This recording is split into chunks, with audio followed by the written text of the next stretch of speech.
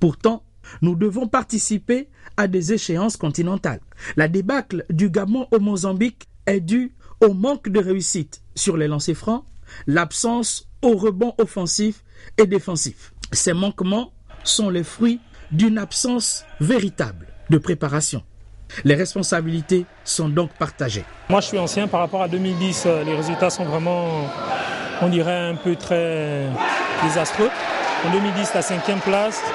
Aujourd'hui, 2012, la 11e place. La 10e place, c'est un peu difficile à digérer. C'est dommage qu'on n'ait pas pu avoir à tester ces jeunes à l'extérieur, comme on avait fait en 2010. On a eu une mise au vert de 10 jours au Cameroun.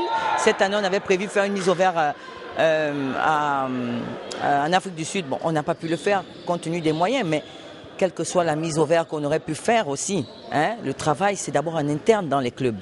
Je pense qu'il faut d'abord qu'on reconnaisse qu'au sein de nos équipes juniors, il manque du travail. Il manque beaucoup de choses. Donc je crois que le bureau fédéral va voir avec la direction technique qu'est-ce qu'on va faire pour mieux organiser notre championnat junior. Dans quelques semaines seulement, Ndela Basketball chez les dames et Manga Basketball chez les hommes seront nos représentants aux phases finales de Coupe d'Afrique des clubs. N'attendons pas la dernière minute pour espérer avoir de bons résultats.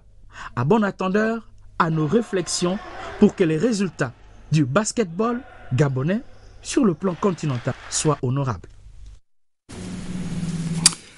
Nous revenons au Gabon pour parler et terminer donc cette édition d'information avec la 9e édition du Challenge Raphaël Mamiaka qui vient donc de s'achever dans le département de l'Alopé, province de Logoué-Ivindo, avec une finale de renom, finale de football opposant donc Iganya FC et Laboka. Il s'agit ici donc de cette finale de football de la 9e édition du Challenge Raphaël Mamiaka. Edgar Djebidukaga, Victor Moununga pour le point. C'est la partie culturelle du pays Kota qui a précédé le coup d'envoi de la finale de la 9e édition du Challenge Raphaël Mamiaka du nom des lancers dignitaires, représenté dans les tribunes par le député de la Lopé, Raphaël Ngazouzé. Une finale opposant cette année Laboka FC en blanc-vert face au rouge d'Ingania FC.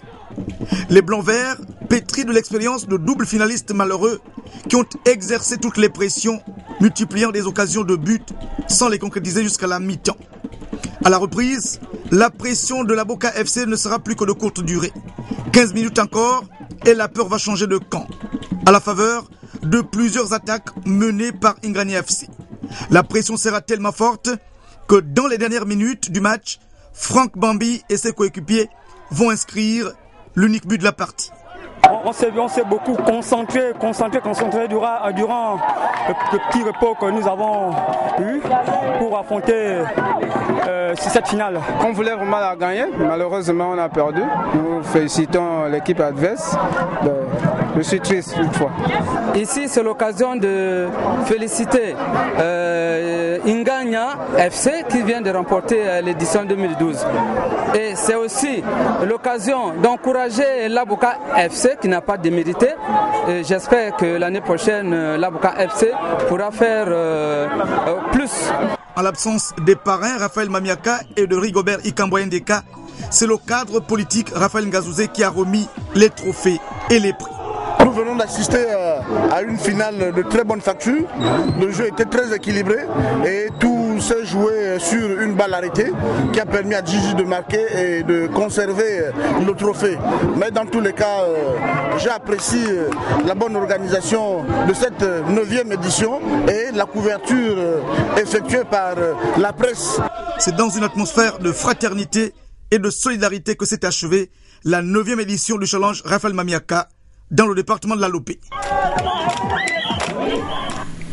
Vous l'avez suivi à l'instant, la 9e édition du Challenge Raphaël Mamiaka dans sa finale opposait donc Ingania FC à Laboka et c'est Ingania FC qui a remporté le tournoi.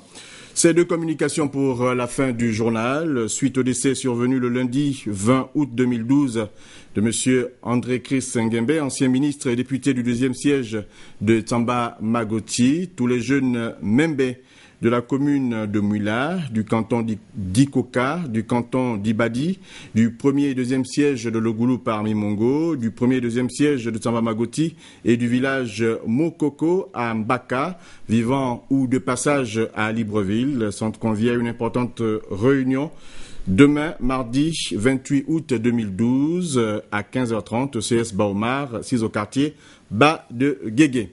Et puis, le maire de la commune du Cap-Esterias, les communautés Benga et Sekiani informent les ressortissants et résidents du Cap-Esterias, les membres de la communauté Iboto, composée donc des Akele, des Benga, des Mpongwe, des Sekiani, qu'une cérémonie dite Sakara aura lieu du mardi 28 au vendredi 31 août 2012. À cet effet, les activités champêtres et la pêche sont fermées durant la période du mercredi 29 au dimanche 2 septembre 2012 dans la zone du Cap-Esterias, Santa Clara, Bolokobwe, Moka et l'île Mbagné. Un point à retenir, un bus de transport va assurer la liaison entre Libreville et le Cap-Esterias. Le point de ramassage étant l'église Nazareth de Libreville.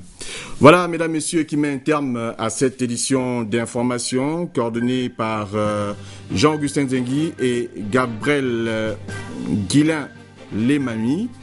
La réalisation était celle de Don Philippe Mba. Merci d'avoir regardé le journal. Nous vous disons à demain, 20h.